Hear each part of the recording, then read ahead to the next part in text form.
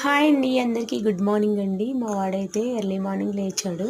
1 గంట వరకు పడుకోలేదు. మార్నింగ్ అంతా పడుకుంటాడు, నైట్ ఏమో పడుకోడు. ఇంక సర్లే అని చెప్పి తను పడుకోబెట్టి నేనైతే ఈరోజు టిఫిన్లోకి అయితే ఉప్మా చేశాను. చాలా లేట్ అయిపోయింది లేచినప్పటికీ.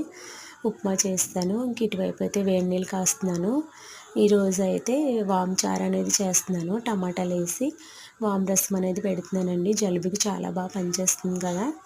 ఇప్పుడు ఏంటో ఒక్కోసారి ఎండలో ఒక్కోసారి వర్షం పడుతుంది. ఇంకా మాకైతే ఈరోజు చేపల పులుసు అనేది పెడుతున్నానండి. 4 ఉల్లిపాయలు కట్ చేసుకున్నాను, పచ్చిమిర్చి కట్ చేసుకున్నాను.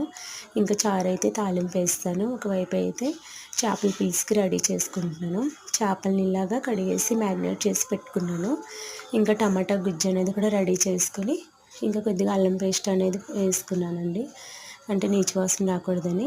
ఫైనల్ అయితే ఇదిగోండి పులుసు వేసుకుంటే కూర రెడీ అయిపోయింది.